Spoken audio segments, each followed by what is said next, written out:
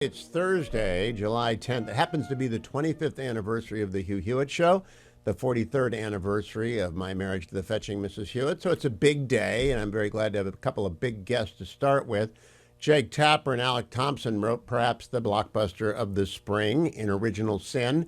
I read it probably 6 weeks ago, maybe 8 weeks ago, but I went on vacation. They went on vacation. This has been like my trying to get a date as a sophomore in high school. I really could not get out. People were washing their hair in their car and they were going shopping, but we finally got them together. Thank you both. Congratulations on Original Sin. My first question to both of you, I watched a lot of the interviews that you both did. And it didn't seem to me like many people had actually read Original Sin because they didn't follow up on any of the news. Alex, let me start with you. Was that your impression that a lot of your interviewers had not actually read the book? I wouldn't say a lot, but there were definitely a few interviews, and I'm not going to name names, but there were Of definitely a course not. few interviews where I was like, "You haven't really read the book." Now, and Jake, did you notice that there were just some obvious questions that did not get asked? Yeah, but people have their own agendas. I will say, and this is going to sound like I'm polishing the teacher's apple, but you always read the book. And even when I wrote a 500-page book about an outpost in Afghanistan, not only did you read the book, the bump ins and bump outs were music cited in the book. When you had me on, whatever it was, 13 years ago to talk about the That outpost. was, So that's because yeah. The Outpost was a great book. Let me get to the news of this book. If the only thing that people hear about Original Sin is this interview, I want to make sure they get the big grabs. I'm trying to impose chronology on a well-written narrative. And because you went with narrative and storytelling, the chronology gets a little out of kilter. But I went back and recreated it, and I want to start in the Manhattan home of Carrie Fowler and Amy Goldman Fowler on September 20th, 2023. Mhm. Jake, what was unusual about that? Michael Shearer, the New York Times frequent guest on this program, was there. What happened? He it was an event. This is in the chronology of the real deterioration of Joe Biden, which had been happening for years, but in our reporting we ascertained that it really started getting bad, super bad, in the summer of 2023. President Biden told his basic origin story in his presidential campaign of 2020. Whether it's apocryphal or not depends on your perspective, I suppose. But his origin story has to do with he was never going to run for president again, and then the Charlottesville Unite the Right rally and the President Trump's reaction to it happened, et cetera, et cetera. But the problem is he told this story twice. He told the exact same story twice within 3 minutes of itself about um, the march, about the death of Heather Heyer, about President Trump's reaction, and then literally 3 minutes later he tells the same story. And this was shocking to people in the room. It happened on a Friday, and I forget if it was a holiday weekend or not, but when reporters asked about it a few days later, Karine Jean-Pierre, the White House press secretary, basically said he cares about the story so much that's why he told it twice, which was a very No. not believable explanation. All right, that's September 20th. Jake, quick follow up. How many people are in the Fowler's apartment? Do you have a guesstimate on that? Is it 20? Is it 50? Is it 100? Probably closer to 50. These fundraisers tended to be. I'd have to go back and look, but these fundraisers, these small but high dollar fundraisers, tended to be within 3 to 5 dozen people. All right, now, Alex, I want to go up to something I didn't know about the weekend. I have not now, nor have I ever been invited to the weekend. First I ever learned about it was in Original Sin. Sounds pretty interesting. Were you there, Alex, at the weekend when this happened? No, I wasn't. Jake, were you at the weekend when this happened? No, no. The only All people right. I know of that were there were Ron Klain, Karl Rove, Jonathan Karl from ABC News, and Ari Emanuel, and then a couple other people I talked to for the book. But this is Yeah, I not had something written I've. down I'd written John Carl, Karl Rove, Chris Christie. So this is an eclectic Oh yeah, group Chris of Christie. political addicts. And Ari Emanuel. Alex, tell people who Ari Emanuel is if they don't know, if they don't play inside baseball. Yeah, so Ari Emanuel is the brother of Rahm Emanuel, who was former congressman, chief of staff to Barack Obama, mayor of Chicago, Biden's ambassador to Japan. Also the brother of Ezekiel Emanuel, a doctor who had been on Biden's COVID team. And Ari Emanuel but Ari Emanuel in his own right is one of the most powerful, uh, you know, basically agents in Hollywood. And he is at this meeting and he basically starts screaming at Biden's former chief of staff, Ron Klain, and says, I'm paraphrasing here, but people want the actual quote. You can read the book, but basically, We can't like, say it on the air. yeah, I FCC promise. will get I'm me. keeping it clean. I'm keeping it clean. But he basically says aging happens. This is ridiculous. This is absurd. What are you doing? Like Biden is old. This is irresponsible. And honestly, is the cleanest and nicest version of Ari Emanuel ever put to audio in my paraphrasing of him. But essentially, that's what he says. Let me quote what you guys write. Ari Emanuel, from the back of the room, Emanuel began yelling at Ron Klain, Biden cannot run, he needs to drop out.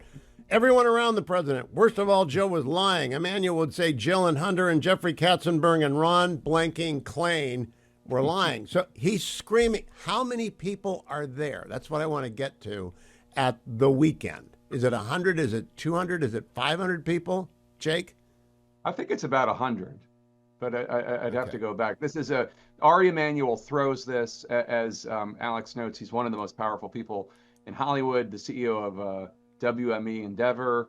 He was, I mean, this is how elite he was. He was at Jeff Bezos's wedding. That's how that's how fancy Ari Emanuel is. Rahm Emanuel not there. Zeke Emanuel not there. Ari Emanuel was there. Yeah, he's stunned, and he doesn't give a penny he's a big Democratic donor, a big supporter of, although he did used to be Donald Trump's agent, we should know, during the Celebrity Apprentice era. But he does not want Donald Trump to be president, but he does not give the Biden campaign a penny because he is just thoroughly disgusted and demoralized by what he thinks the Democrats are doing. But he's also sophisticated. He also knows what he's doing. And again, I note John Carl, excellent reporter for ABC. We've got Carl Rove, friend of mine, Chris Christie, friend of mine most days, some days not so much when he's throwing hammers at me, but that's fine. And then they're all there along with 100 other people, and they see Ari Emanuel doing this. Let's go to December 11th, 2023. Another anecdote from Original Sin. Pittsburgh Penguins CEO David Morehouse flies. He's a hero in Pittsburgh, which says something because Pittsburgh people have a detector for people who aren't authentic. He flies to Philly for an afternoon fundraiser, and he says that Joe Biden, quote, reminded him of his ailing mother. He immediately said to a governor with whom he was close, we're not going to say the name, Josh Shapiro, I know you can't respond, but just listen to what I'm saying. I've worked on 4 of these things. This guy cannot run for president of the United States. Governor Shapiro was at that fundraiser, as well as former Governors Wolf and Rendell, Senators Chris Coon, Congresswoman Madeline Dean. Again, it's kind of a detail. It gets left out. How big is this fundraiser, Alex? Do we remember the number? Actually, I'm going to defer to Jake on this one because he did most of the reporting on this particular anecdote. Any reporting in Philly is my wheelhouse. So I think again, it's like a 50 to 100 thing, 100 person thing, and I like the case you're prosecuting here. I appreciate it. You know where I'm going. Oh yeah, 100%. But yeah, I mean, this is from a behind the scenes exchange that David Morehouse has with President Biden. Morehouse had worked. Let's pause right here. We're going to come back and pick up with Morehouse. I just finished doing the interview with Jake and Alex because of Jake's broadcast calendar. Had to do it an hour before my show began. And it's a long and a detailed interview. I don't want you to miss any of it. So stand by. We'll post it all over at YouTube and on the podcast as well. Hugh Hewitt, YouTube, like and subscribe. I do want to tell you that Food for the Poor is sponsoring, and I'm very glad they are, a drive to get relief down to the folks destroyed in Texas whose families have been torn apart, torn asunder. They've lost everything. Took them a couple of days. Food for the Poor is up and working right now to get relief through their trusted partner in San Antonio. We have a banner at the top of HughHewitt.com, or you can call 855-359-4673. That's 855-359-4673. Fetching Mrs. Hewitt and I will be donating through that link as well. I ask you to be as generous as possible to our fellow Americans in need. I'm Hugh Hewitt. July 10, that means it's my double anniversary. Got married to the Fetching Mrs. Hewitt 43 years ago today, Camp Pendleton, California, in the Ranch House Chapel, for those of you who know the area. Wonderfully lucky guy that I am. Colonel Helmer met me at the door. Didn't say welcome to the family, didn't say take care of my daughter. He looked at me in the eye and said, "You could have shined your shoes." Marine Corporal, I should have expected that. It's also the 25th anniversary of the Hugh Hewitt Show on the Salem Media Network, and it flew by, and I hope we have a lot more to go, but including today's interview with Jake Tapper and Alex Thompson about their book, Original Sin. Let's pick up where we left it off. I like the case you're prosecuting here. I appreciate it. You know where I'm going. Oh yeah. 100%. But yeah, I mean, this is from a behind the scenes exchange that David Morehouse has with President Biden. Morehouse had worked for Bill Clinton in 92, for Bill Clinton in 96. He had worked his way up. He was a high, mid to high level advisor to Al Gore in 2000, and was a fairly high level advisor to John Kerry in 2004. He'd actually be a good guest for you someday, Hugh, just because he has a feel for the kind of voters that Democrats really just started to lose during his 4 campaigns, from Bill Clinton in 92 to John Kerry in 2004. And one of the issues he had with the Biden campaign before the aging thing was just how out of touch they were and how they were failing to reach the kind of guys that David Morehouse grew up with. Pittsburgh, white men. It's the Ohio-Pennsylvania border, yeah. From the lake down to the Steelers land, and they all went, like Mahoning County and Trumbull County, flipped from being deep blue to being deep red, and It's because of Donald Trump. And I would like to talk to Morehouse. I want to go back to the method of my madness and throw 4 of them at you in a row. In early 2024, there are private meetings with President Biden, Democratic senators who notice something more than aging. On January 17th, President Biden meets with House and Senate Democrats and some Republicans and his national security team. One of them says, well, at least the guy's not comatose. On January 22nd, on the 55th anniversary of Roe, President Biden slurs his words, mix up Mayorkas and Becerra. A person, I think it's Becerra, says, "This is crazy what's going on. I don't understand." And then it goes, I'll come back to, so by January of 2024. It isn't Becerra that says that. It's a senior administration official. Yeah. So, but where we are is what I've laid out here are 6 different events, and hundreds of people know that the president has fallen into infirmity. Is that fair, Jake? Hundreds of people know.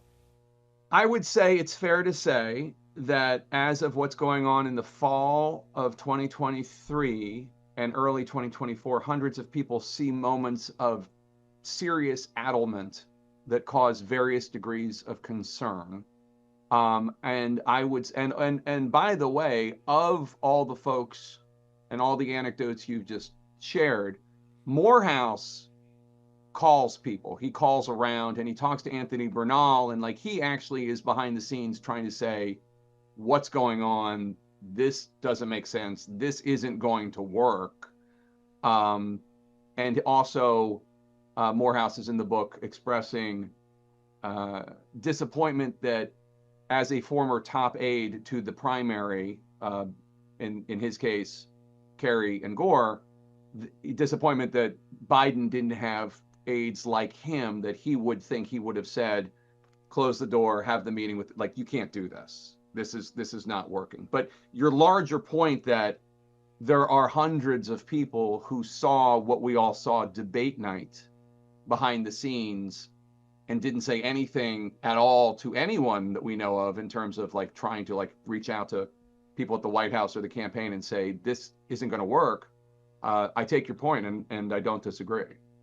It's a bipartisan sort of omerta, because we're talking Carl and Chris Christie, so it's not like just Democrats are sitting on the story. Lots of people are sitting on the story.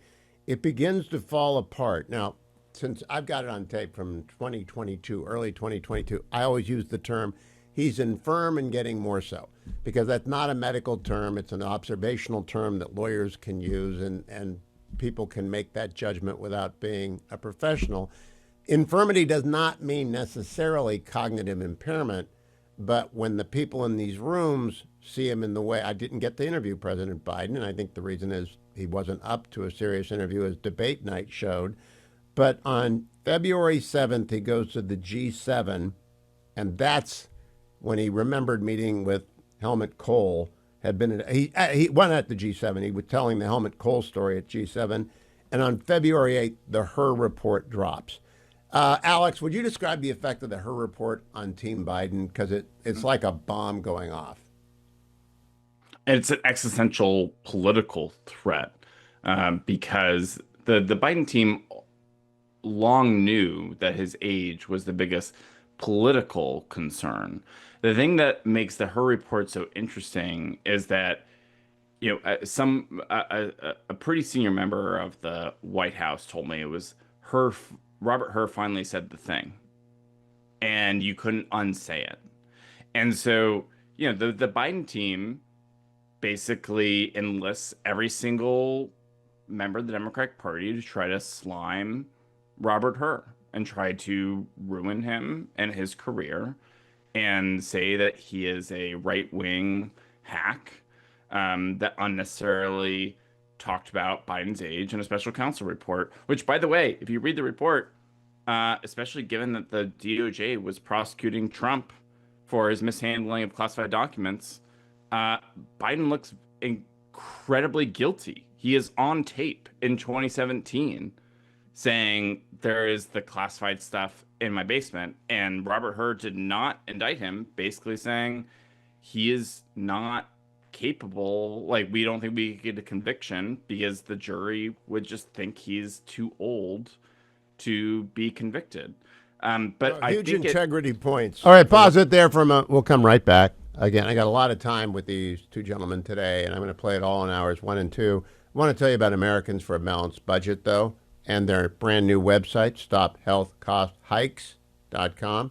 StopHealthCostHikes.com. Cost is singular, hikes is plural. HealthCosthikes.com. HealthCosthikes.com. You know, Americans for a Balanced Budget, next time you got to talk to me before you come up with the website, StopHealthCostHikes.com. Here's the deal. 77% of the American public do not want the tax credits for individuals in the Obamacare state exchanges to go away. That's the 33% in favor of keeping those tax credits. There's going to be another reconciliation. Americans for a Balanced Budget are starting early, and they're going to go often to make sure that those credits remain in law, and we should support them in doing that. Add your voice to that movement at StopHealthCostHikes.com. My 43rd wedding anniversary today to the wonderful fetching Mrs. Hewitt, so I always play our song. It's the only song to which I will willingly dance whenever it's played at a wedding or any other event. Earlier today, I celebrated not only my 43rd wedding anniversary, but the 25th anniversary of the launch of this show on July 10, the year 2000, by interviewing Jake Tapper, Alex Thompson about their book, Original Sin, which came out in May. Spent a lot of time with the book and a lot of time with them. Let's get part 3. Integrity points for Robert Her. And I also think the night of the debate, when one of his team texts vindication or something like that of the debate, they are feeling vindicated because they got slimed. And again, there were hundreds of people who knew they were being slimed, and nobody said anything. I'm just astonished that nobody who knows steps up and says, no, Mr. Hurd, to your knowledge, did anyone who went to any of these events ever step up and defend Robert Hurd? No, No. because all the incentives were geared towards not saying anything. Donors didn't want to say anything because they didn't want to be attacked by the Biden folks. Democratic leaders who saw moments basically felt that by speaking out, they were going to end up like former Congressman Dean Phillips and basically be driven out of Congress. The threat that a lot of Democrats believe, I think sincerely, that Donald Trump is an existential threat to democracy.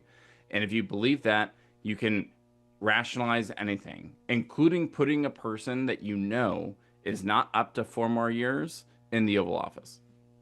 All right, now, Jake, I want to go to the D-Day commemoration in June because you write a very riveting account of what was shocking before a global audience. And the president doesn't recognize Seth Moulton, among many other things.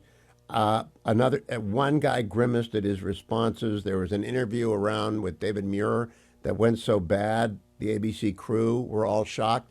I'm just adding to the circle. We're up to thousands of people now know the president, right? It's just not ready to be president. There are certainly hundreds of people that are seeing him not up to the task of being president. 100, yeah, I absolutely. I think I know that you started your what's the term you used? Infirmity. Infirmity in 2022.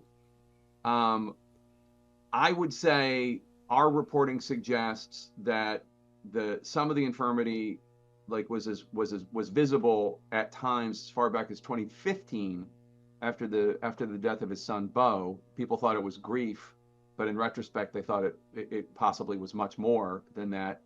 And then it just got worse and worse and worse. But I do think 2023 is when it got past the point of no return.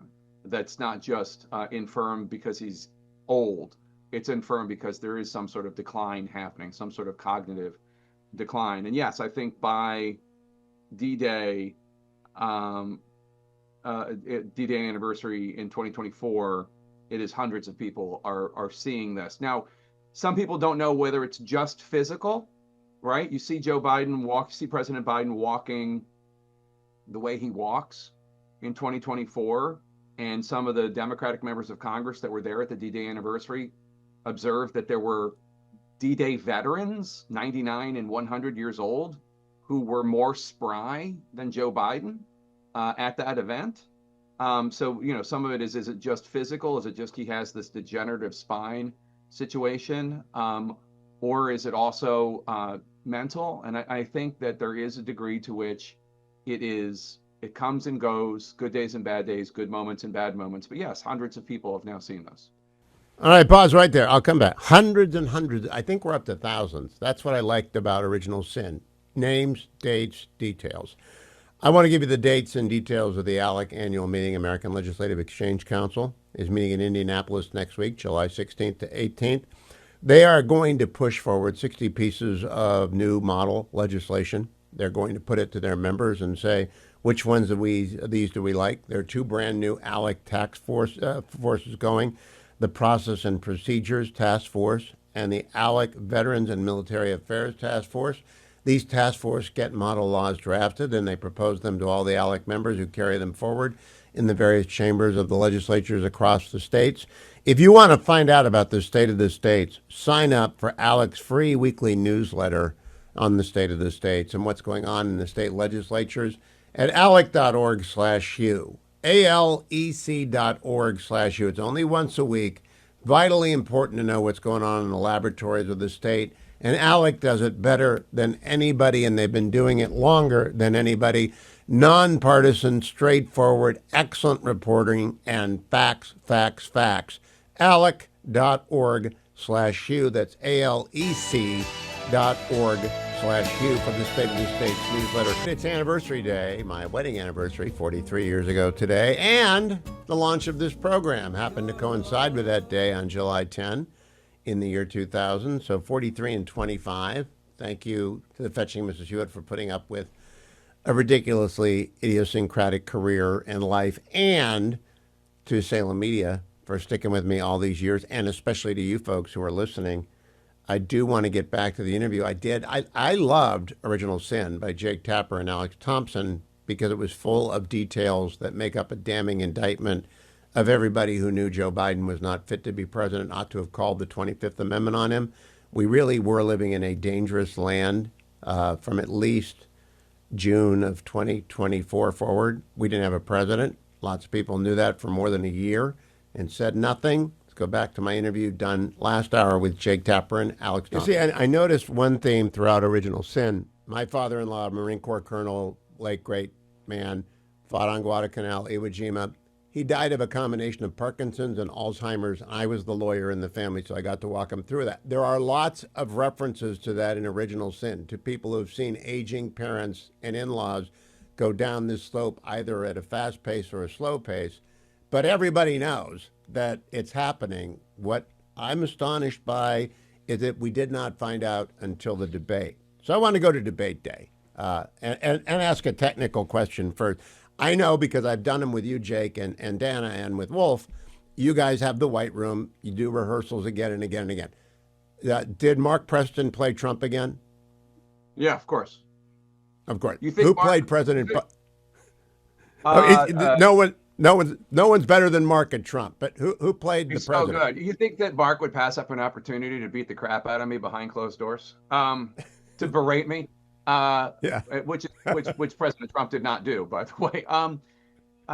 Terrence, I don't know if he was at CNN when you were there. Played Joe Biden, and the main way he played Joe Biden was by giving short answers. We just from watching debates, we knew that Biden doesn't always take all his time. He might have 90 seconds and he might take 40 of it. But we did not prepare, if you're wondering. We did not. That's what I was getting to. No, did Terrence do any kind of breakdown, any kind of vacant stare, any mumbling about saving Medicare or whatever it was he said? Nothing like that. Yeah. Not saving Medicare. Point out we finally beat Medicaid. Beat Medicare. Yeah, we beat Medicare. Yeah. I was watching the debate with a couple of Hollywood people, and they said to me, the only thing people are going to remember is they're eating the cats and dogs. And I said, oh, no, they're going to remember the exchange where the former president says to the current president, I have no idea what you just said. Was Eric Scheer in your ear, Jake? Eric Sherling? Yeah, Sherling. Eric Sherling? Yes, I think Eric Sherling was in my ear. It was I believe so. But as you know, you can't talk to them, but they can talk to you. But no, nobody was saying. We were kind of all just watching it. As you know, the technology has advanced since we did debates together in 2015, 2016.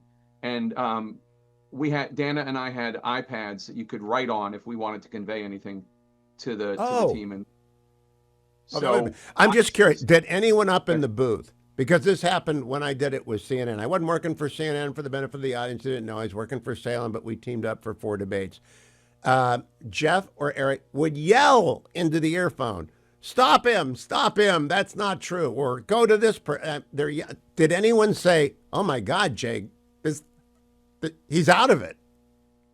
No one said anything. We were just this was, I think, CNN's first presidential debate in a long time, and the only one that was not run by the Commission on Presidential Debates, which ran all of the debates until 2024, when both parties lost confidence in the Commission on Presidential Debates.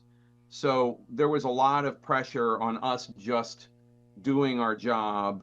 I don't know what they were saying in the control room. Maybe they were saying things like that. I have no idea. But it was just me and Dana. And we didn't hear anything other than go to question 7, go to question 8. Let's keep going. Like we were just like trying to keep the trains running on time. As you know, Hugh, from doing these, the job is really not to be the star. The job is to ask the questions and have the candidates battle it out. And Dana. So when he said, we finally beat Medicare, I wrote on the iPad to the control room. I wrote "Holy smokes," keeping it clean again. That is actually what I wrote, though, because That's not Okay, just I was wondering. Salem. No, it's Extra not just. couple of letters I than you was needed. no. I was thinking something harsher, but I'm not cleaning it up for Salem. That is actually what I wrote because I didn't know who was in there. Like for all I knew, my mom was there. And Dana passed a note to me that said he just lost the election. Yeah. It was as horrible as it was to watch on TV, and I have since watched it on my computer. It was worse in person because it was right there. I And gotta think that. yeah, I I've mean, been in just some terrible interviews is before where people break down or they freeze up or they're embarrassed, and I feel bad for them. I have no idea what that car crash was like. You were in a car crash, and I don't know when you realized it, or did you realize it? You were in a car crash? yeah. And that first answer was the first answer when he completely lost his train of thought. I thought, now look, we'd all been watching him aging, right? I mean, it wasn't, and he was debating has not been his forte for a long, long time. Um, but this was something else. This was, oh my God, it's they've been really hiding something. Yes, we saw that he was getting older and was prone to gaffes, and like there are moments now that seem obvious in retrospect that he was addled, but at the time, I don't know what I thought about those moments, but this was, oh my God, this something serious is wrong with this guy. And then it kept getting worse, and then he would lose his train of thought, not even know what he was saying, start reaching for comfort clauses and comfort phrases, like the things that All right, pause it there. You know what we're talking about. Joe Biden's meltdown that ended his career. No, you're wrong. That's not me singing. That's Fred Astaire. It is my anniversary, or actually our anniversary. Fetching Mrs. Hewitt and I tied the knot in 1982, 43 years ago. And the Hugh Hewitt Show launched 25 years ago today. Dwayne's not here because he said he didn't care, and so he went on vacation. Look at that. Look at, they missed the anniversary. Fetching Mrs. Hewitt's actually going out tonight. We had our anniversary dinner last night because you're going out with the girls tonight to a musical that I do not want to see. And so when you're married 43 years, you realize that's okay. You can have the anniversary dinner the night before. I do want to tell you about Consumer Cellular. I'm going to get back to the interview with Jake Tapper and Alex Thompson about the book Original Sin, which I strongly recommend you get. And get the details down. Everybody knew. Nobody said anything. A scandal among scandals.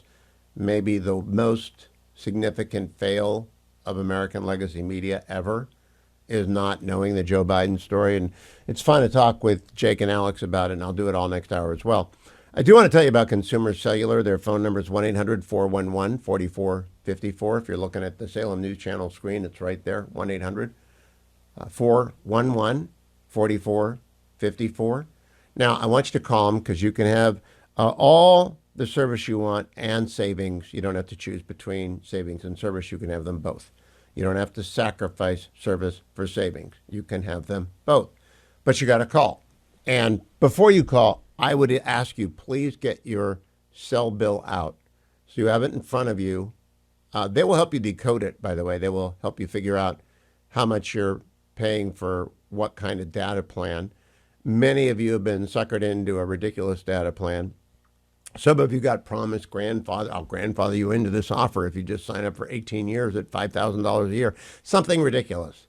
Now, Big Cellular isn't that outrageous, but it's pretty outrageous. And when you go to consumercellular.org/Hugh, you'll be offered a special deal if you use the code HUGH25. You'll get $5 off each invoice for a month, and you'll love it. You'll love it. Make the switch. 1-800-411-4454. Don't forget, Relief Factor. Got my 10K in today. Misty rain. Perfect day to do a 10K. Loved it. Feel good. Taking my Relief Factor. Wouldn't be prudent not to do it. Got it. If you're watching again on the Salem News Channel, you can see the 4 pills that go in. Are very easy.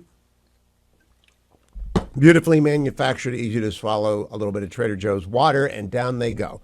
Why do I do it? Because I like to get between 4 and 6 miles in every day.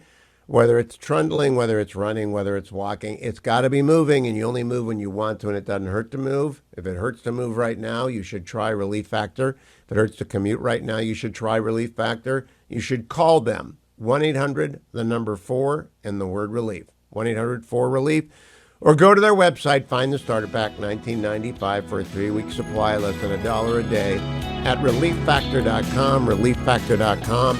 Come back for more of Original Sin with Jake Tapper and Alec Thompson right after this. An hour before showtime today, I was able to catch up with Jake Tapper and Alec Thompson at the same time.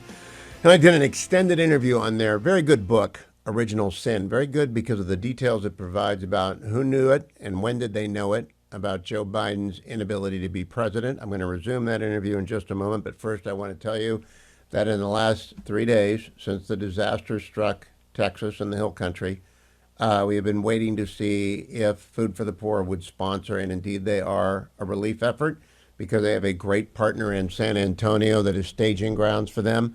So here's the phone number, 855-359-4673. $500 sends 10 kits immediately. Now, what's in a relief kit? The usual stuff: hygiene, tarps, women care products, liquid IV in some cases, always a necessity, diapers and children activity kits, other essentials that just ease the crisis. Nobody does this better than Food for the Poor. They've been partners with us for many, many decades. But rarely do we have a disaster on this scale in the United States. I mean, there's Katrina, Andrew many, many years ago, Sandy, but this is on a level that I rarely have seen in the intensity. People have lost everything. Food for the Poor is there. $50 sends one emergency relief kit, and they have a great partner, as I said, in Central Texas, right out of San Antonio, a group church they've been working with forever. So, again, their phone number is 855-359-4673. We'll get a banner up at hughhewitt.com soon. It's not there yet. Now, let me get to the interview part 2 that I did with Jake Tapper and Alex Thompson about their wonderful book, Original Sin. Interviews before where people break down or they freeze up or they're embarrassed, and I feel bad for them. I have no idea what that car crash was like. You were in a car crash, and I don't know when you realized it, or did you realize that you were in a car crash? Yeah. And that first answer was the first answer when he completely lost his train of thought. I thought, now look, we'd all been watching him aging, right? I mean, it wasn't, and he was, debating has not been his forte for a long, long time. But this was something else. This was, oh my God, they've been really hiding something. Yes, we saw that he was getting older and was prone to gaffes, and like there are moments now that seem obvious in retrospect that he was addled, but at the time, I don't know what I thought about those moments, but this was, oh my God, this something serious is wrong with this guy. And then it kept getting worse, and then he would lose his train of thought, not even know what he was saying, start reaching for comfort clauses and comfort phrases, like, the things that I did in terms of the, yeah. And no joke, or then he would stop himself anyway. And then, that's it. And then he would start, the other thing that was really bizarre and alarming and indicative of losing an ability to really follow a train of thought was when he brought up the tragic murder of that Georgia nursing student, and why it was a question about abortion rights, an issue that any Democrat theoretically would want to discuss, and that he brings up Laken Riley, gets her name wrong, I think. Maybe he got it right. Maybe he did. No, he got it wrong in the State of the Union, but he didn't even mention her name. But he mentioned her murder, and it's just like, why are you talking about, like, why are you taking theoretically one of your strongest issues and immediately pivoting to one of your weakest issues? I'm going to come back and ask for your theory of debate prep in a moment for him, but Alex, I skipped over one crucial entry in my chronology, which is the April 24th meeting at the White House of the Pod Bros and the president. I don't know if you reported on that or if Jake reported on that. April 26th, John Favreau, Pfeiffer, Favreau's wife were there. They left, quote, deeply disturbed. So they knew about it too. Jake did more of this reporting than I did, but I will say that the Pod Bros are like a lot of people that had seen Joe Biden in 2021, 2022, and thought that a lot of the attacks on his age by members of the Republican Party or right-wing media were full of it. And so their instinctive reaction was whenever there was another instance was to dismiss it as just like another instance of bad faith attacks. But the truth was that Joe Biden, by all accounts from people we talked to, got precipitously worse in 2023 and 2024. And John Lovett, one of the Pod Bros, has been honest. When, I think like just the other month, he said, listen, I didn't say anything because I would prefer Joe Biden, even in that state, to Donald Trump. And that was the calculation of not just the Pod Bros, but members of the administration, the senior leaders of the Democratic Party, which is they preferred Joe Biden at 100 years old to Donald Trump at any age. But the problem was that if you look at any polling, that the voters did not agree with that. Yeah. Like that argument, Joe Biden at 100 years old is not a 270 electoral vote candidate. Right. And he can't make critical decisions about whether to send B-2s to bomb nuclear facilities at Fordo. He comes up with random dates for the withdrawal from Afghanistan. I'm going to come to the big question, but first I wanted to go back. Jake, you've done a lot of debate prep. I've done enough of it. We know the week that they spent with President Biden, Ron Klain arrived. He's disappointed. Anita Dunn's there. Everybody's there. Do you think they overworked him, underworked him? What's your consensus view a month after the book's out? You've had a chance to think about it. What did they do that week to him? I think that it's pretty fair that they did not overwork him. He was sick and they let him rest. They let him nap. They did some run-throughs.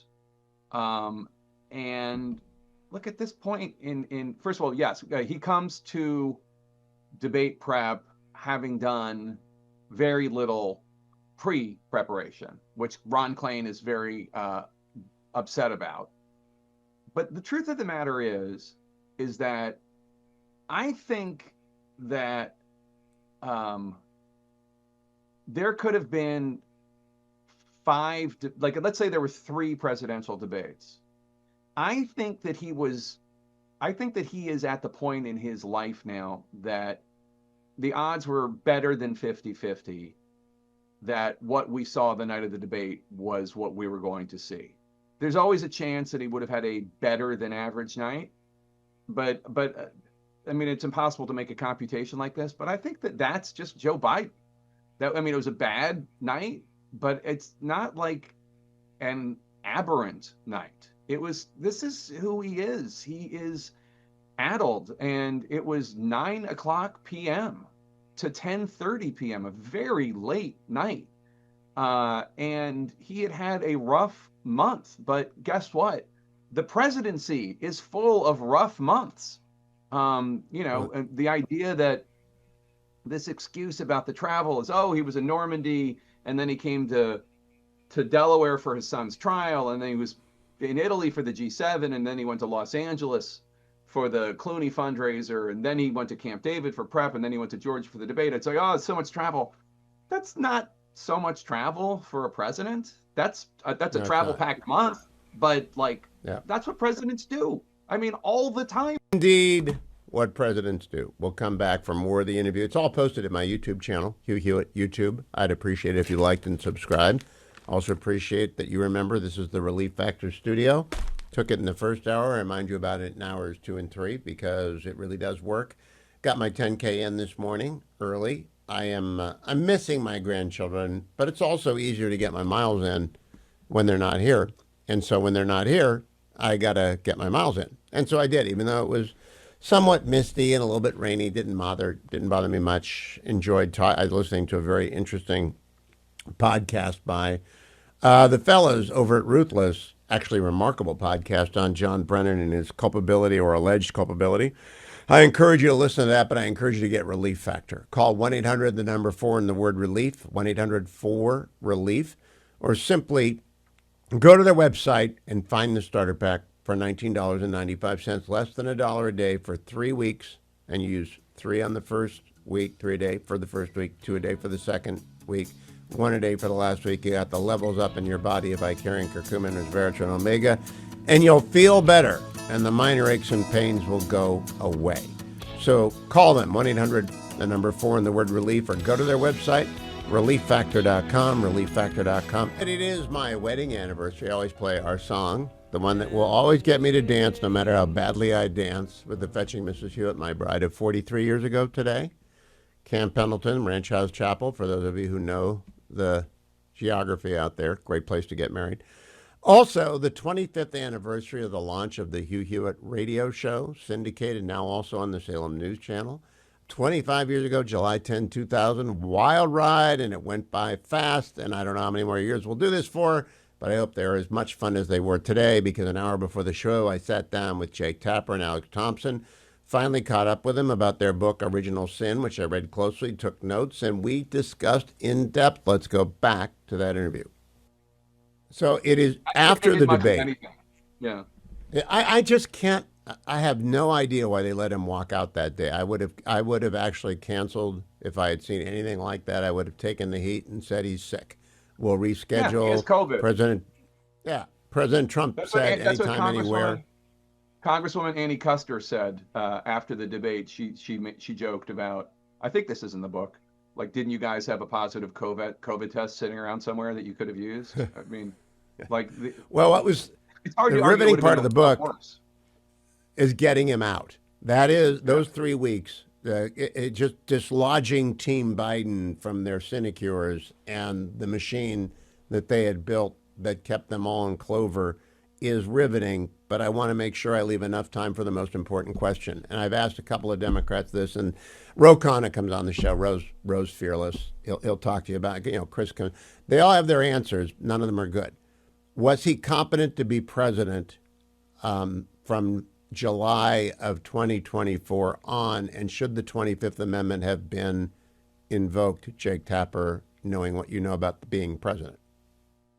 Well, I mean, I'm just going to rely upon what we heard from cabinet secretaries. We interviewed a number of them, and there were a couple of them that said that they did not think that he could be relied upon for the proverbial 2 a.m. phone call with a national security emergency. So definitionally, no, he was not, because the job is a 24/7 job, and the job requires somebody who is able to take that 2 a.m. phone call, period, full stop. And Alex, do you agree with that? Is that your assessment as well? 6 months after finishing the book and a month after finishing the heavy part of the tour, Joe Biden should have been out of there. I mean, I agree with Jake in that I'm also relying on the sources, people that saw Joe Biden up close, members of the cabinet, senior administration officials, and also, you had members of Congress that said, listen, if you're not up to running for re-election, then you shouldn't be president right now. And that to me, go ahead, Jake. Do you know Congresswoman Marie Gluesenkamp Perez? She's a really interesting. She's a very interesting Democrat from Washington State. She's beat Joe Kent twice in a swing district. She's just you should have her on sometime. She's an interesting person. And she actually tried to introduce an amendment in the Appropriations Committee a couple weeks ago, saying that there should be a process for if members of Congress are cognitively declined, and staffers or other members of Congress are concerned about it, there should be some sort of way that the House Ethics Committee or somebody handles it. And Of course, it got defeated in voice vote because nobody wanted that. But she is the only Democrat that came forward and said not only did she think Joe Biden shouldn't be the nominee, she thought that he shouldn't be president anymore. And that, to me, was a gutsy thing for a Democrat to say. But it also was, and J.D. Vance was making the same argument at the same time, but obviously that was the perception of the taint of politics there. But that's really the only intellectually consistent argument, because the job of, you can't be a candidate because you're too addled. The presidency is actually a much more difficult job, maybe not as demanding in terms of travel, but the presidency itself is the toughest job in the world. So I thought that was a very every decision you make can cost the lives of thousands of people. He should not have been president. No one will ever persuade me of that. Let me get to the one question and then to the bigger Uber question. One question, you mentioned that David Ignatius, who used to be my colleague at the Post and is the dean of Washington columnists now, Bill Maher, Dean Phillips, these were some commentators who spoke up. Was it a decision by Alex and Jake at the beginning of the process to exclude the center right and the right because they don't have credibility with the people you were aiming the book at? Or did you not trust them? Because there are a long list of people like Ben Shapiro and Guy Benson and Mary Catherine Ham and Hugh Hewitt and Ben Domenech, who all said, this man's infirm, and we said it for 3 years, but no one's quoted. Was that a decision editorially that you two made not to quote the center right to the right for reasons of your own? No, I'd actually say the biggest reason why we may not quote them is that we pitched a 50,000 word book and then wrote 115,000 words, and then Penguin was like, you cannot go above 85,000 words. I'd also say that there were lots of commentators saying lots of things, including David Ignatius and Ben Shapiro, and Megyn Kelly. And, but there's a difference between reporting and commentating. And yes, you can look at Joe Biden tripping up the stairs and look at some of his comments, which were troubling in public. But our goal with the book was to show what was going on behind the scenes that was not public. So, all right, pause. Let's pause it right there. I'll come back after the break. I do want to do the market update. Lots of you listen for it every day at this time. Brought to you by AmericanFederal.com. American Federal, Nick Rovich and his team, they buy and sell gold and other precious metals. They help you diversify your portfolio. And if you're squeezed, but you've got some gold lying around and you want to sell it, fair price, a real commission, very transparent. If you want to buy gold to diversify against the threat of what John Campbell called the bond vigilantes yesterday, or inflation breaking out or anything like that, well, I don't think we're going back to Biden inflation, then you need to call American Federal, and you need to call them at 800-221-7694. 1-800-221-7694. Third time, 1-800-221-7694. Or simply remember AmericanFederal.com. So transparent. Just tell them what you want to do, or talk through them with them about what a good diversification strategy is. I've always believed at least 10% of your wealth in precious metals or dirt, and probably more depending on how much your wealth is, because you want to have a hedge against fiascos in the market and bad days, and they come along every 15 or 20 years. Today, the market had a good day. Dow was up 0.41, S&P up 0.27, the NASDAQ up 0.10, gold up 0.38%. to $3,333.50 an ounce. If you call AmericanFederal.com at 1-800-221-7694, you can work out the details. It'll be roughly in that area. It depends on when your money gets there and what the commission is. The more you buy, the lower the commission. AmericanFederal.com. Trust the people from whom you buy precious metals. You can trust Nick and his team at AmericanFederal.com. It's my anniversary. I always play our song when the Fetching Mrs. Hewitt and I are celebrating. It's our 43rd wedding anniversary. And we were talking at dinner last night. What if we are like A.T. and her grandmother? My grandfather lived 101 on his own wheels in his own house. Last 6 months, not so much. And her grandmother lived on her own wheels in her own house until she was 99. I think we could go the distance. We go a long time. We were well suited. We are very, very lucky. It's also the 25th anniversary of the Hugh Hewitt Show on Salem Media Network, now on the Salem News Channel, as well as all the radio stations, as well as all of our wonderful affiliates across the United States. I like to think of us as NPR for smart people, because NPR is for people who want to be fed misinformation, and I hope they are zeroed out next week. But that's another story for next week. I want to get back to the story of the last scandal, which was the media's failure to report the fact that Joe Biden was incompetent, even though hundreds of people knew. Earlier today, I caught up with Jake Tapper and Alec Thompson about their book, Original Sin. Let's return to that interview, part 7. So the question becomes, reporters are the differentiator here between commentators. There are at least 2 reporters, mentioned John Carl and Michael Shear, who saw this, and if they told their news organization, it did not get to the top of their news organization or onto the air. And this brings me to the biggest question of all, Jake. The echo chamber that Ben Rhodes was so proud of building to get the JCPOA across the finish line, is it still there? Can it be reformed, or is it impermeable to bad news for Democrats? I think that there are lots of different silos, and you and I have talked about media bias before, and I don't disagree with your perceptions of there being biases in the media. I think that there are lots of different ones. I think that Trump is an added factor. Like, you can talk about media bias against Mitt Romney in 2012 versus Barack Obama, and that, again, I'm not going to disagree with you, but I think the Trumpness of it all adds an additional motivation. But I also think that there is a difference between what we can factually report and what we can comment on through observation. And we, like Alex said, we did focus on proof and not commentary.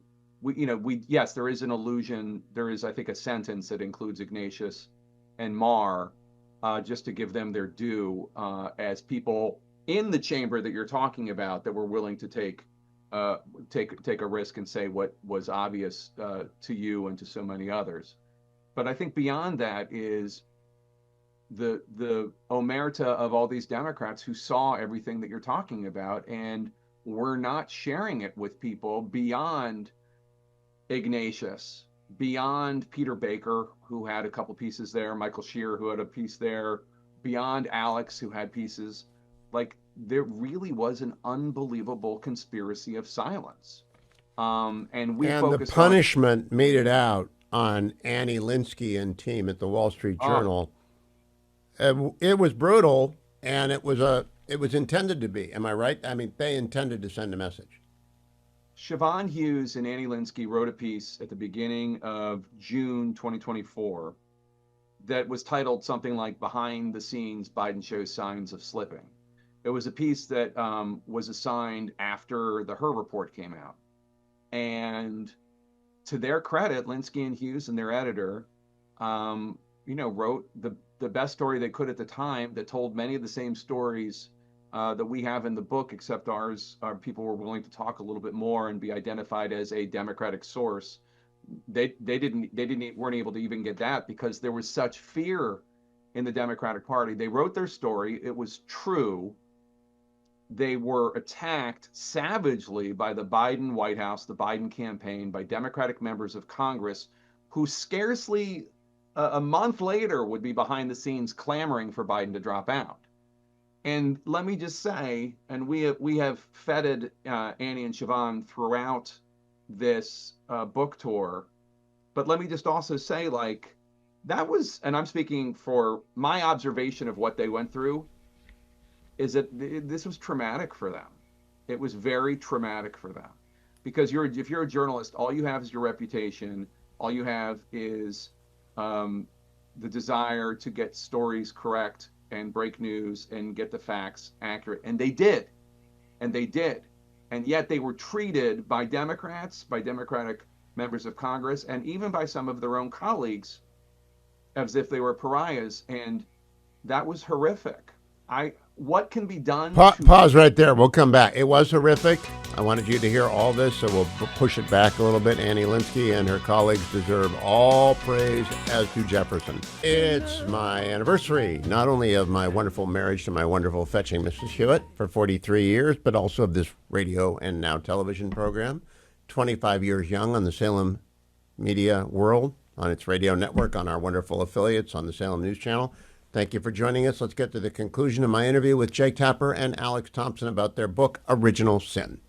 What can be done to break this particular silo, because I think there are lots of different silos these days, is that people like Annie and Siobhan need to be rewarded and held up as gutsy. I think that Annie got a Gerald Ford Award a few weeks ago for her coverage of the Biden White House, so that's one small step in the process. But obviously, I think that there needs to be a reckoning in the news media, and even more so, there needs to be a reckoning in the Democratic Party. Now, this brings me to the last question for you, Alex. Actually, two. When Jake is being watched by, how many people watched that debate? 60 million people? It was some ridiculous number. It was off the charts high. When he was being watched by all these millions of people, what were you doing, Alex? And who were you with? And what? Because you got a lot of accounts of other people that night and what they're saying. What were you doing? I was in Atlanta in the media spin room watching the debate on all the TVs, basically right outside where everyone would go afterwards.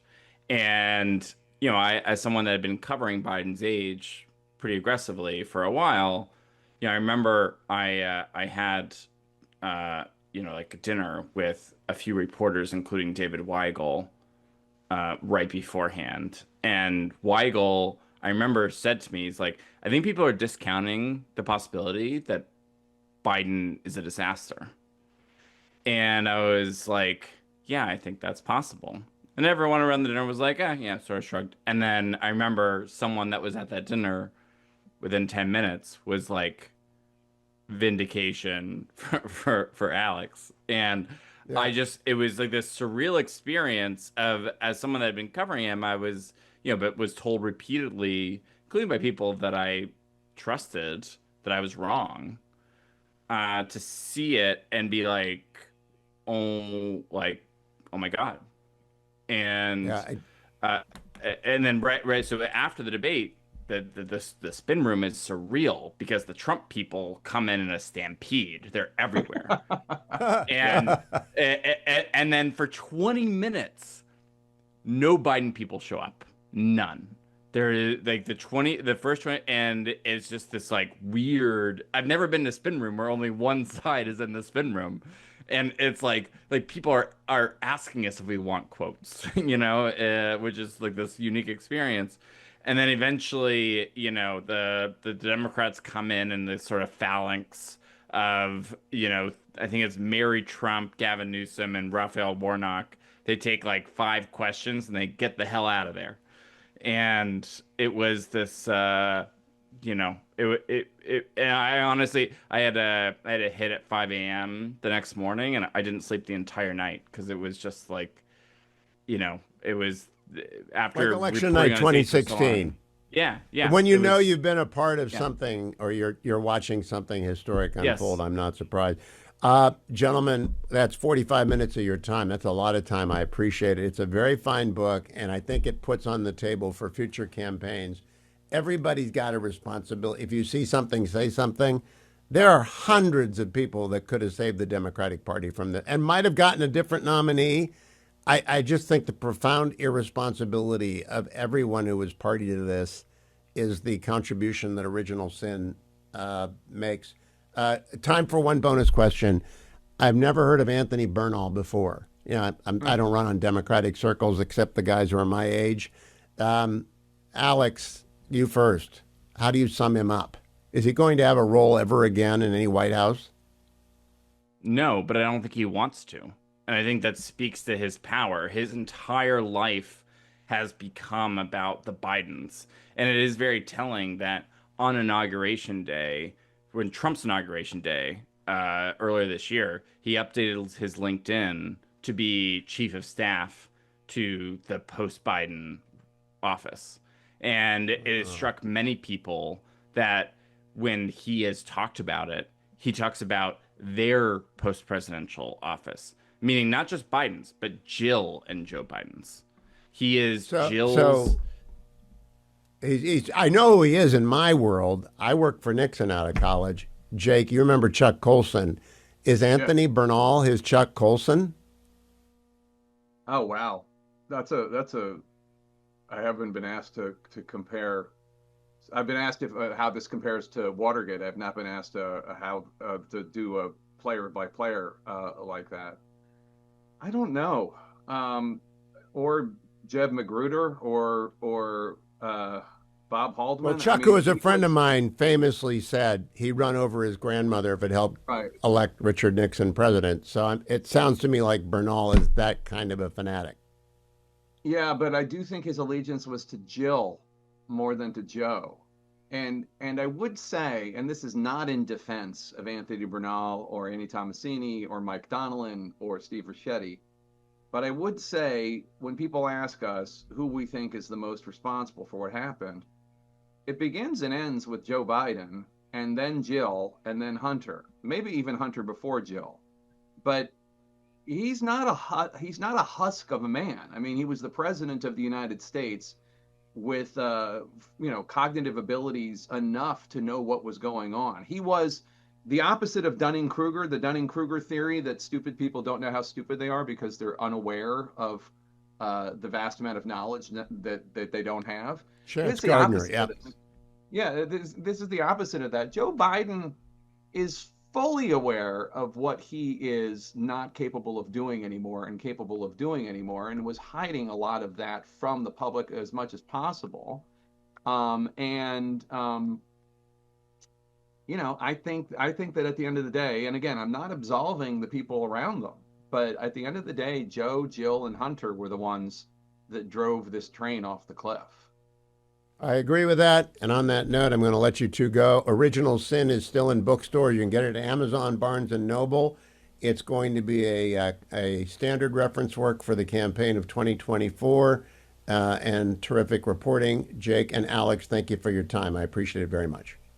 It's my 43rd wedding anniversary. I always play that tune through the 25 years of the Hugh Hewitt Show, which happens to be the anniversary of the launch as well today. So it's July 10th, a big day in my life. Very glad of that. And thanks for all of you who've said happy anniversary to the fetching Mrs. Hewitt or me. Don't say it to Dwayne. He's up in Alaska on some cruise ship, so he doesn't really deserve any happy anniversaries. I want to tell you, Admiral Mark Montgomery, retired United States Navy, coming up next hour to talk about where is that $157 billion going to go. If you would like to listen to, if you walked into the middle of the long interview about Original Sin with Jake Tapper and Alex Thompson, and you want to hear it all or listen to it all, it's all over at YouTube. It's already posted. When you go to listen to it, Hugh Hewitt, YouTube, like and subscribe. Thank you in advance. Let me remind you, if you're going to buy a home, if you're going to have to move, call up andrewandtodd.com. Andrew Del Rey's been my friend for 20 plus years. Todd Avakian about half as long. Both wonderful, wonderful guys. Both people who are fabulous to work with. They care about you. They will not upsell you. They will not let you buy too much house. They will not let you pay too much in a mortgage. And they will underwrite the loan because they're with Sierra Pacific Mortgage, which is a bank. So they actually do the underwriting themselves. They are the lender. No middle person. That means the cheapest rate available that they can get for you. They can also help you fix your credit if you've got it dinged up over a few things. They'll give you not just a letter to qualify you to buy a house, but a letter that has an approved loan attached to it. That really does get a seller's attention. If you're in a market where it's hot and if you're in a market where it's not, they'll give you a lot of counseling on how to get a mortgage done the right way in a fluid situation. Andrew Del Rey, Todd Avakian, 888-888-1172, 888-888-1172. They have served thousands and thousands of people who listen to the Hugh Hewitt Show all these 25 years. A terrific client, a wonderful sponsor, and just genuinely good guys, and their team is first rate. Call them and ask them, no matter whether you're a veteran, you don't want to put any money down, first-time home buyer, you want to use FHA, maybe you don't. You're a senior citizen, you want to get a reverse mortgage, andrewandtodd.com, 888-888-1172. Final note, it's horrific in Texas, and our friends at Food for the Poor are sponsoring an effort to help them get relief down there.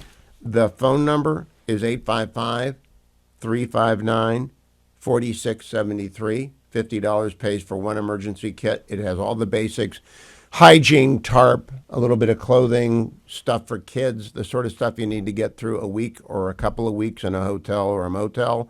And you can call 855 359 4673. We'll have a banner on top of HughHewitt.com soon. It'll get up there soon. But in the meantime, 855 359 4673. Food for the Poor, working with their partner in San Antonio, and they're the best in the business.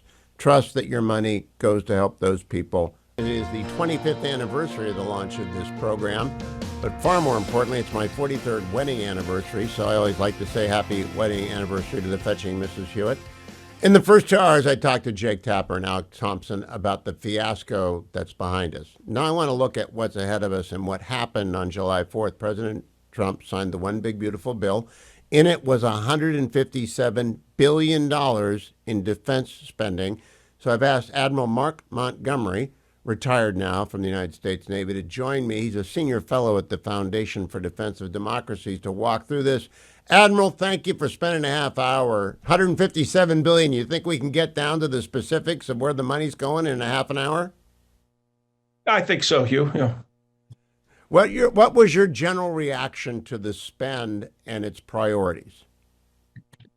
So first, I would say I want to put this in a little bit of context. I'm excited that they did this plus up, right? 157 billion, and I think it's really in the right areas, and we can go through those in a minute. I do have nerves about one thing, Hugh, and that's that as a result of this, the base budget stayed around 838 billion, plus there's like 34 billion or so in or 848 billion, and there's about 34 billion in Department of Energy, this nuclear weapons, for a total defense budget of around 880 billion. Hugh, that's about 2.9% of GDP. Now you add in the 157, it gets you up to 3.3. So I'm happy for 2026. President Trump is meeting his, promises, made, promises kept, right? But next year, 2027, we're going to start at 848 plus 34, 880 billion as the base, what's called the base. And that's where DOD starts to argue from. That's going to, at that point, because our GDP is doing great gangbuster under the president. And I think that this big, beautiful bill is going to make more gangbuster. We're going to be at about 2.8% of GDP as an entering point next year. 2.8%. To get up to 3.1, 3.2, 3.3, you're going to need about $160, $180 billion plus up. And if the Republicans ask for that, and Senator Wickers are immediately going to ask for that, and Chairman Rogers, their Democratic counterparts, not on armed services, but in leadership, Jeffries and Schumer are going to say, no problem. We just need to plus up non-defense discretionary 150, 180 billion. And there's no way that's going to happen. I wouldn't vote for that because we spent 4 years spending $4 trillion on non-defense discretionary spending with no plus up in defense. So, we can't, I'm worried, Hugh, that we've created that 2026 a great budget. It's the kind of budget the president promised us that Senator Wicker's been begging for. But then 2027 is going to be a hellacious fight. You are right to be worried, because I've already heard from a member, and I'm going to keep it off the record, one of the Freedom Caucus guys, tell me, we're not doing this again for defense. They have to live within their means. And I don't want to argue with people unless they're on the air with me, and I do it openly. But this is the new baseline. It ought to be whatever the base was plus the 158 billion, because a lot of this doesn't go away. Let's start with the easiest. The first line item, $230 million for Marine Corps barracks, $1 billion for military unaccompanied housing, $2 billion for defense health programs, and $3 billion for basic allowance for housing. That doesn't add to our lethality at all. It just means quality of life for the men and women who are serving both in uniform and as a spouse. But it's going to recur. It is, and you need that. And Hugh, I'll say this now so that we don't have to say it 7 times. If you're not talking about munitions, it's going to be a recurring thing. This one's recurring. This is about taking care of our sailors. I have a young son who's in. Um, his the basic pay for junior enlisted and junior officers is, an ensign, junior officer is about 44, 46 grand a year. We're not overpaying, these kids who all graduate from great universities in the Naval Academy. And same with our junior enlisted. So we need good barracks. We need good healthcare systems. We need good, the appropriate commissary systems and all that. So absolutely, this 3 billion is going to recur. There's another barracks that looks awful for next year, and there's another barracks that looks awful for 2028. It goes on and on, Hugh. And we have to do it or they will quit. And if they quit, we will not have the military we need at the time that war comes to us. It's that simple. Now to the complicated stuff. 29 billion for shipbuilding and maritime industrial base. 5 billion for shipyard production capacity expansion. Beefy funding for a Virginia SSN, that's a killer sub. A DDG 51, I think they make that up in Maine. Landing ship medium, an oiler, cost growth on the amphibious block buy, plus a rescue and salvage ship. What do you think of that? So and when you add these to the money that's in the base bill, which is very small, by the way, but I think about 6 billion for shipbuilding, which is a few ships in there, this is the right buy. It's a couple of DDGs, a couple SSNs. These are the things we need. There, you buy some in the base bill. There's some time against a carrier, because carriers are bought in 5 and 6 year chunks. You need the oilers. You can't fight without logistics. You need rescue ships. You can't. You want to be able to pull things out, and the landing ship medium's the new way of moving Marines around. But the most important money in there, Hugh, is the 5 billion to improve our production capacity in our shipyards. This gets at both new construction, but also at maintenance of our submarines and surface ships and aircraft carriers. And you've heard the horror stories of a couple submarines, and we've had 4 or 5 submarines go into 18-month overhauls that took 3, 4, 5 years. So you lose that submarine. So when you say, "Oh, don't worry, Monty, they'll tell me, I've got 51 submarines," and you're like, "Yeah, but 3 of them are in these entangled log. They don't really count." So we got to fix this shipyard. So good on them for putting the 5 billion in there. Do they need to build an entirely new shipyard, Admiral? Because it seems to me a lot of this money is going to get lost. And I don't mean stolen. I just mean frittered away because the shipyards are the shipyard. Should we build a new one somewhere?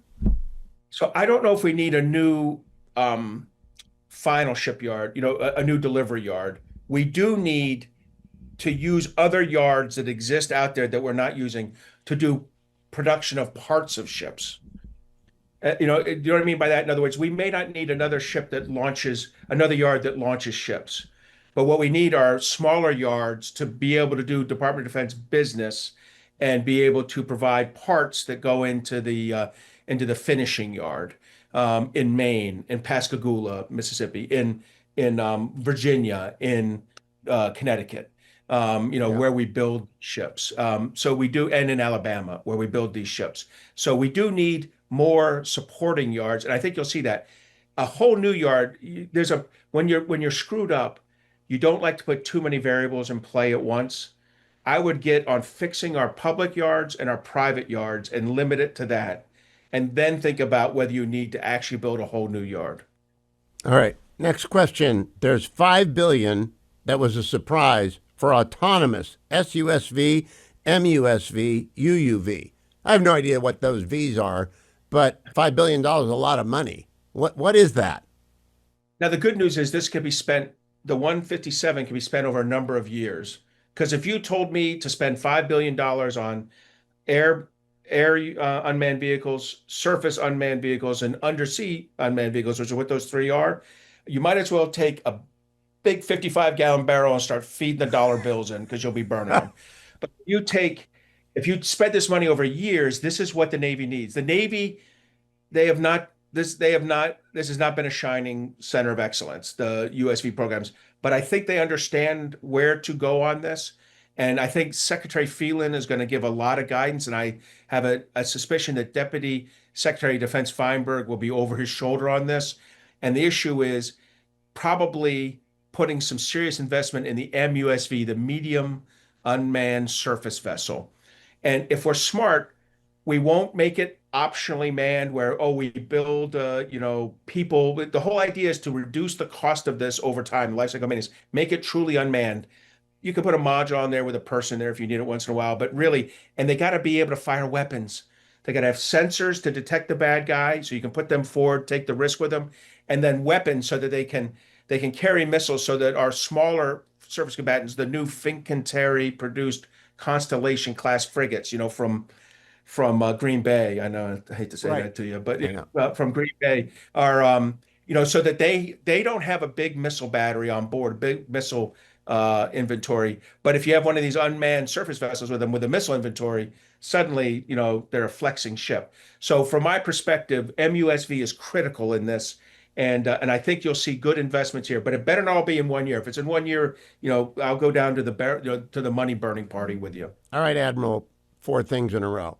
$492 million for next generation shipbuilding techniques. Who knows what that means? $400 million expansion of a collaborative campus for naval shipbuilding. God, I hope it's not the University of Michigan.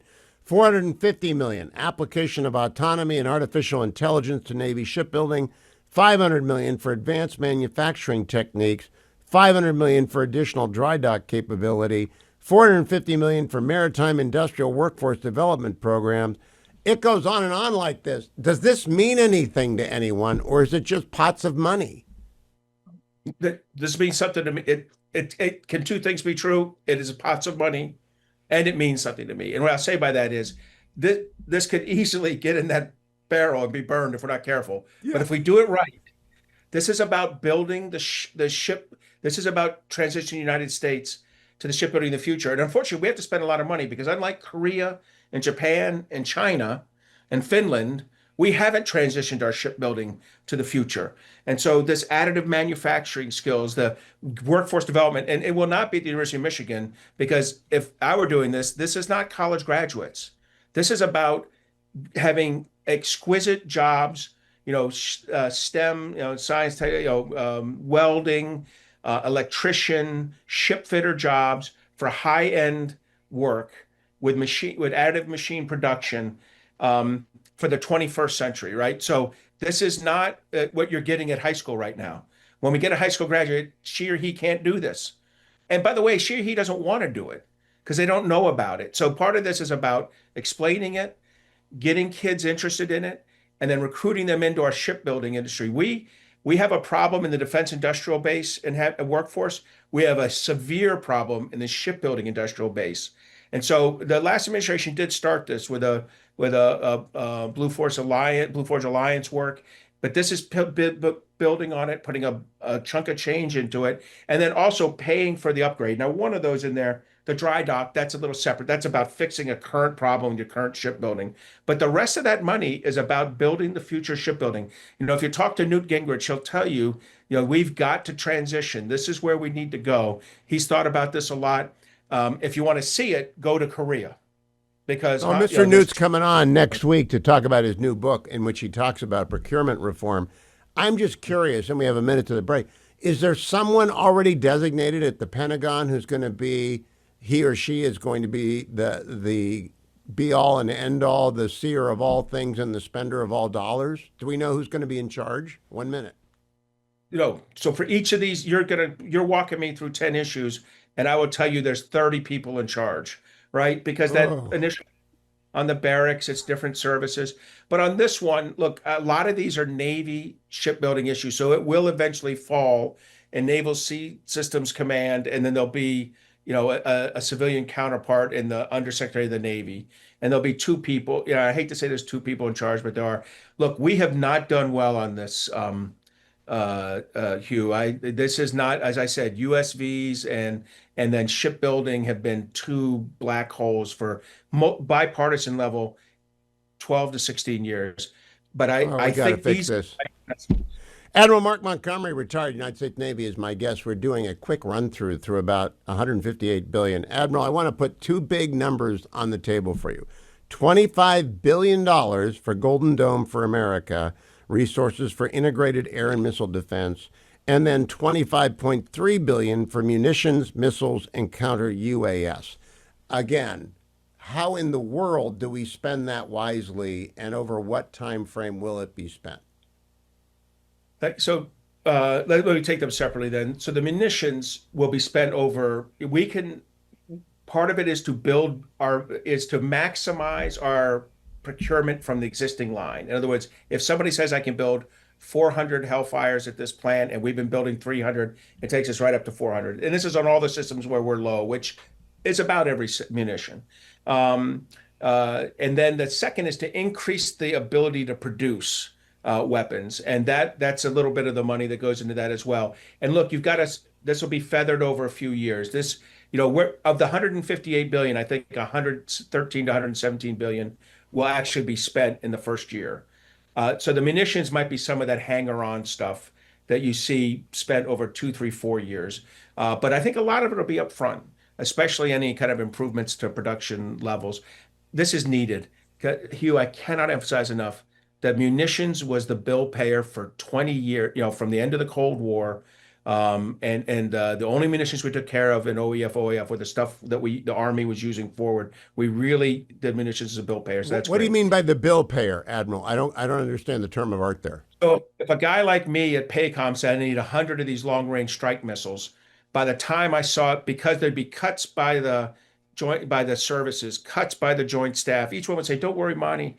We can substitute this for that. We can buy one here, put one there. We can give you the CENTCOM ones when you need them." We'd cut the number down to about 80, 70. Then DOD would put a tax on, cut it down to 50. Then OMB would put a tax on 40.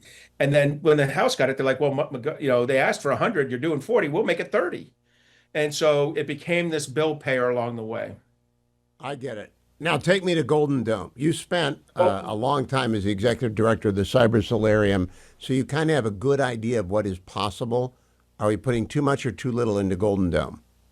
So this is a good start. Look, the president was probably not supposed to say that the bills. I can imagine they're like, "Sir, the total." He asked how much it was. He said it's probably about 175 billion for the first 5 years, but don't say that number. So he immediately said the number. So this 25 billion is the first tranche of that.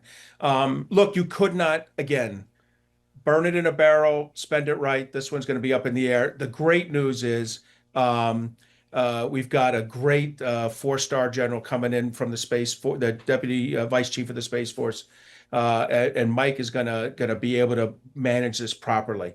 And that's going to be important. I think he's first going to tackle. He will do some contracts on systems that exist to kind of fill them out so they can be used for defense. But I hope most of it is about thinking about the system we need 5 to 7 to 9 years from now, the command and control for that system, the integration of the networks from space to near space, which is where dirigibles are, to ground, to sea, to even undersea. And then, so the command and control, the integration, and then all those satellites, start getting down payments on them that do the search, the tracking, and maybe eventually for certain, the engagement on that. So I think that of all the ones, there's a great deal of risk here, but in their selection of the first general to do this, I think we're in a good position. So, Admiral, when they get down, and I'm going to spare you the specific, like $80 million for Sono Boys or $50 million for acceleration of one-way attack unmanned aerial systems, or they've got some hypersonic stuff like this. When they get down to that level, ought they to be doing that, or does DOD just need the money for the SecDef and the deputy SecDef and the service chiefs to spend?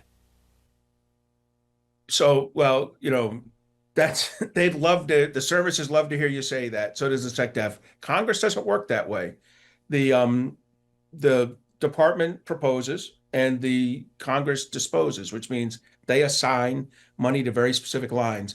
And by the way, you just said the specific lines. Like all the stuff you said to me before, a lot of that was like, ooh, that's a little vague for for normal, for billing, except maybe that Marine barracks.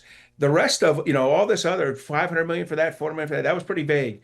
Then suddenly the soda buoy, that's the specificity Congress usually uses. So that's what we're going to see come back at the department in the final appropriations thing. Every one of these will be broken down a little more, although that soda buoy is about at the lowest level. All right. So, last question, Admiral.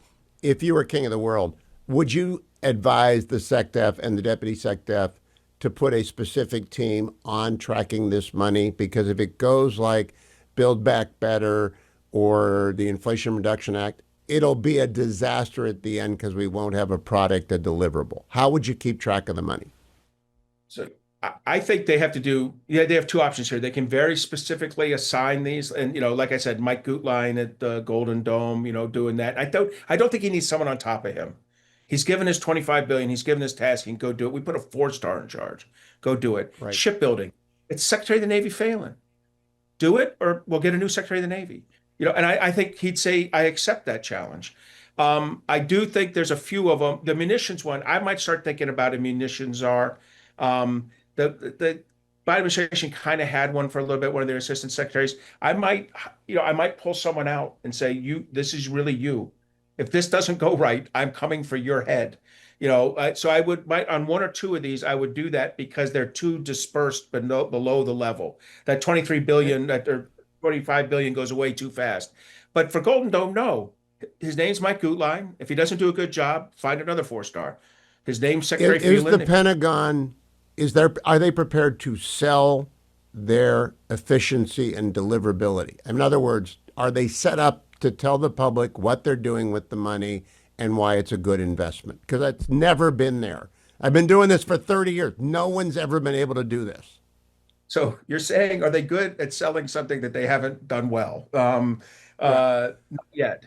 Look, they've got to get some wins here. And that's going to be hard. These wins are not going to be in 2026. These wins are going to be in 2028, 2029, 2030. This is the problem with procurement-driven strategy. You're successful if you don't care that I get the credit for it. You're successful if you don't care that it happens on the next guy's watch or next woman's watch. That's what they need. They need leaders who think like that. If they have leaders that think like that, they're going to be successful, Hugh, which means the press releases aren't great. And in today's kind of like social media driven world, this is tough.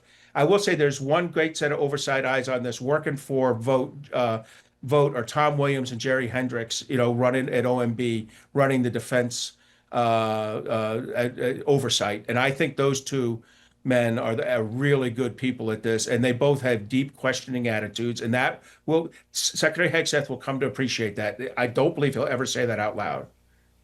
But I'm glad to hear we got people on it. Admiral, thank you for a half hour of your time. This fascinates me. I think it fascinates the audience. It certainly is good news if the money is spent well. I appreciate your taking the time with me. There's a reason they call them standards, because they're always good, no matter who's singing them, I don't know who this is. Oh, it's Mel Torme. Of course, I should have known that. The Velvet Voice. Mel Torme singing the Fetching Mrs. Hewitt, my song on our wedding anniversary. 43 years married now, and I'm so grateful for every minute of every hour of every day of every month of every year of those 43 years and the 2 years that preceded it of engagement and courting, really 3. But I was a dummy boy, so it took me a while to figure it out.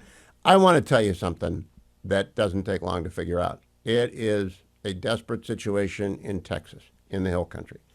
And so we reached out to Food for the Poor and said, do you want to run a campaign? And they said, yes, we do. And I said, come on in. And they're mobilized already because they have a great partner in San Antonio, which is less than an hour away from the devastation of this torrential 500-year event that has killed more than 110 people, and we're still missing 100 people. I don't know what the final statistics are, but I know beyond the grief and the ultimate loss of children and family and friends and parents, there are also just many families who lost everything, had everything washed away. They've got nothing. Food for the Poor is rushing relief packages down there. A $50 contribution will get one of those big packages for a family. And they've got everything, hygiene stuff, diapers. I cannot tell you how important diapers are if you've got babies around. I've just had babies around. You got to have diapers. You got to have wipes. You got to have hygiene products. You got to have tarps. You've got to have some energy bars and that sort of stuff. Food for the Poor does this better than anyone. We have not yet got the banner up at hughhewitt.com. I expect it'll be up within a couple of hours because we just agreed with Food for the Poor to do this. We know we wait until we know we can deliver. And Food for the Poor has the partner in San Antonio. Trucks are rolling. You can help. You've been wondering how to help. Your heart's been touched. 855-359-4673. Because the Food for the Poor banner is not up yet, you can check back a little bit later if you just want to hit the link. I'm going to give you the number 3 more times so you can write it down. 855-359-4673. 855-359-4673. That's 855-359-4673. Americans with big hearts always, always, always step up. And Fetching Mrs. Hewitt and I will be doing that. I hope you will join us in doing that. I hope you'll be as generous as you can. $50 a family is what delivers one of those big basic packages. Some need 2 and 3. It depends on the size of the family. Depends on how much they lost. There are gift cards involved in some things. The emergency relief kit varies according to need. $2,500, we'll send 50 of those. So just dig deep. A lot of you have been asking, what's the best way to do this? There are a lot. I just always want to go with a known brand for the simple reason, a lot of people are heartless. People will scam you. People will take your money and they will abuse it. Don't let that happen. You're moved for the right reasons, godly reasons. Nature and nature's God. The laws of nature and nature's God commend us to help people who've been just absolutely devastated. And that's what Food for the Poor does. And they do it as well as anybody I know and do it more quickly than anyone I know. When the disaster is mobile, when it happens, there's no way to tell where it's going to happen. You have to be able to stage anywhere. And they're in the middle of the country, but they've got partners all across the country. It's rare that they have to work in the United States. Rare that we have an event like this, like Katrina, like Sandy. I don't even know what we're going to call this. The Hill Country, Texas terrible flood of 2025. Nightmare. Once in a lifetime nightmare. You can step up and help, and I greatly appreciate that you will do that. Coming up after the break, if you're watching on the Salem News Channel, stick around because Jim Talent is coming along. I'm going to ask him to expand upon everything I just did with Admiral Montgomery. Also want you to know that it's already posted. My long interview with Jake Tapper and Alex Thompson is up. I'm already hearing, oh, you didn't beat up on him. It's a good book. It's a good book. All right, just believe me, it's a good book. Relief Factor is a great product. Not a good product, a great product.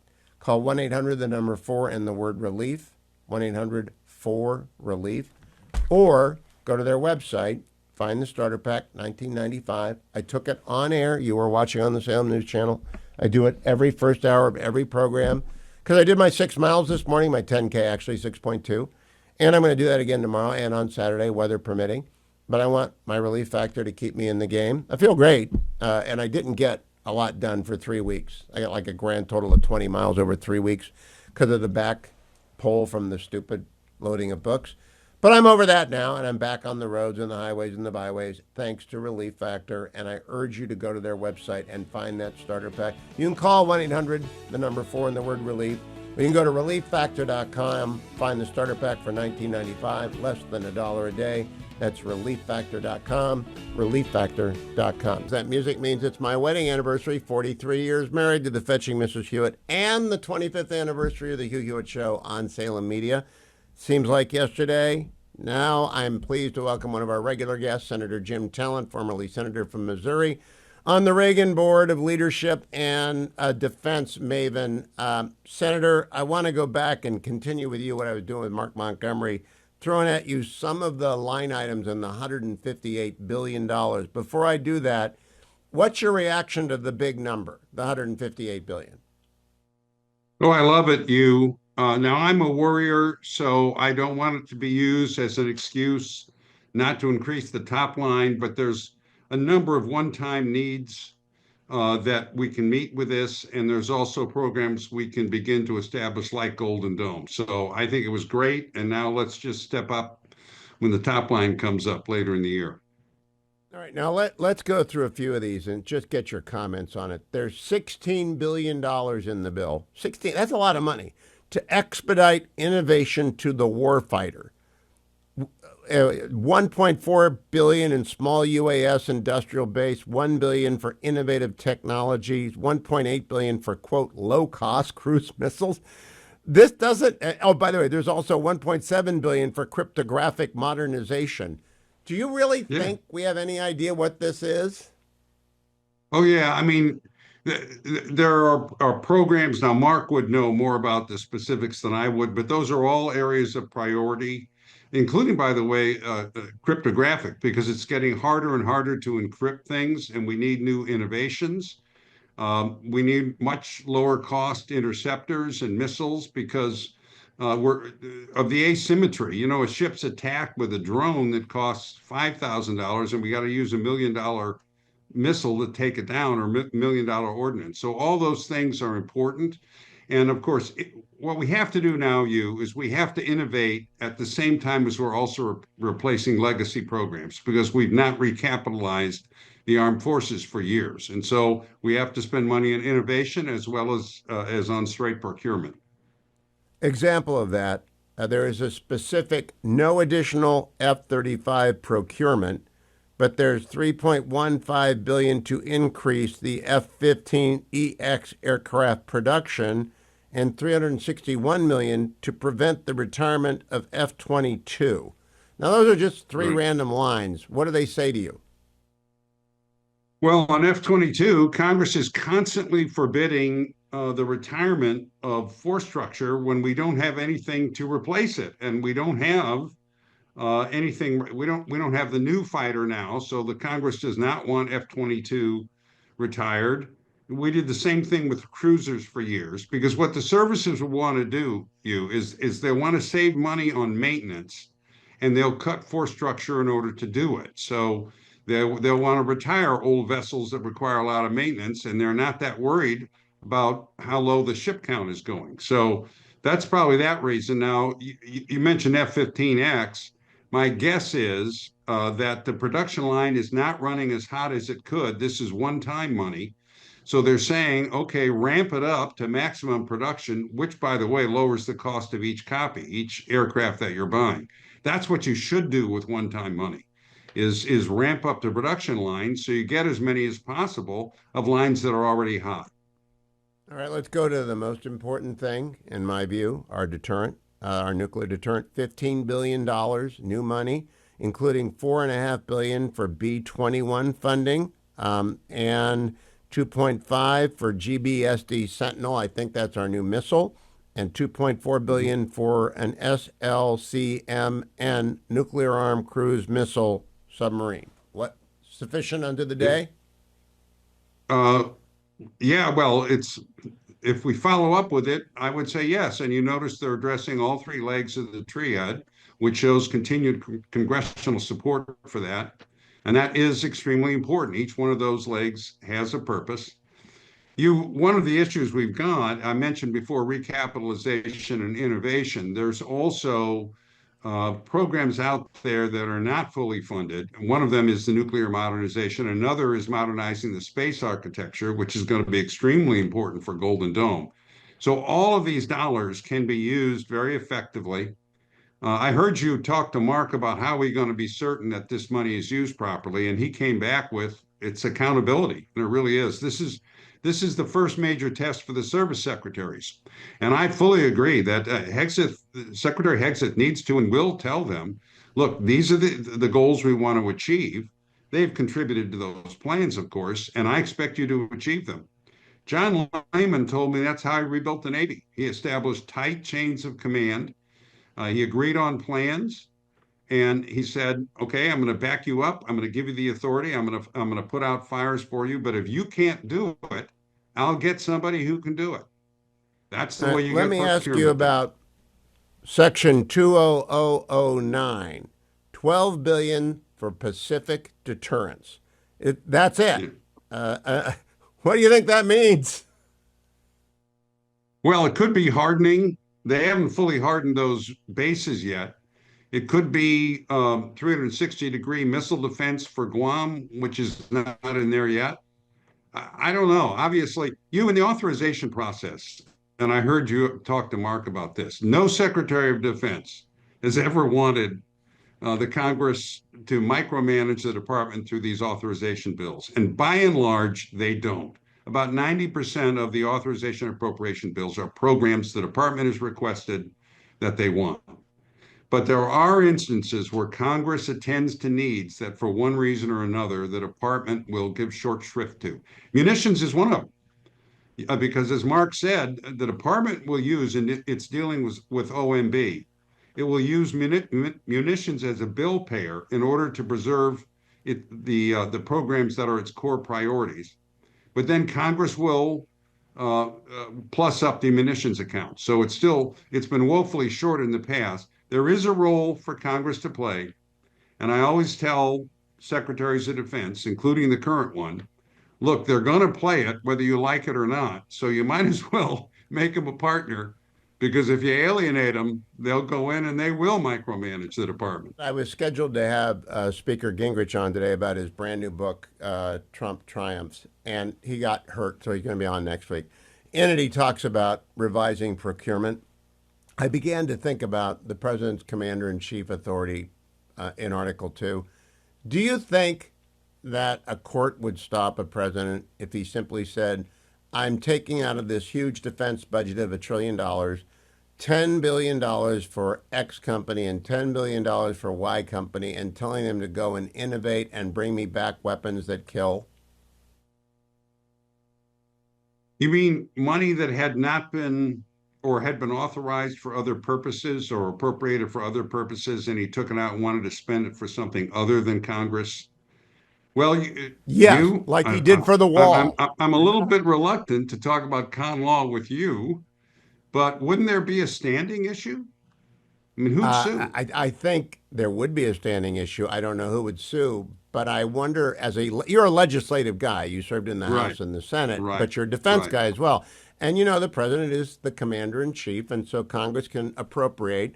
But in a war, no one's going to care about what he does. And if he just tries to get something done quickly by one of our small, nimble companies like Palantir or Anduril or something like that, I don't know who would have standing to sue, and I don't think anyone would want to. I'm just wondering if you think it's a good idea. Well, okay. I think a lot would depend.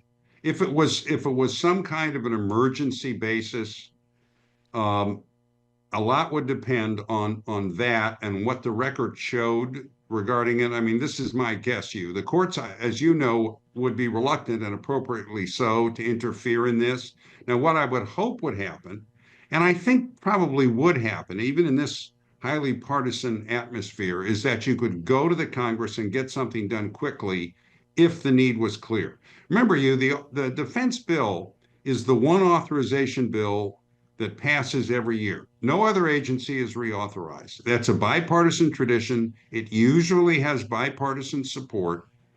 And so I would hope something like this would not be necessary for the clear needs of national security. If it was, and the president was responding to an emergency type situation, my guess is the courts would try and find a way to uphold it. Jim, here's what I have in mind with my exit question. What I saw Ukraine do was smuggle drones deep into Russia and destroy strategic assets. What I saw Israel do was to smuggle, those are both closed countries. They got drones into both countries. They blew up important stuff. I'd like to ask Palantir or Anduril or somebody to please come up with a way to find out where we are vulnerable and who's doing that to us, because I'm almost certain someone is. Aren't you?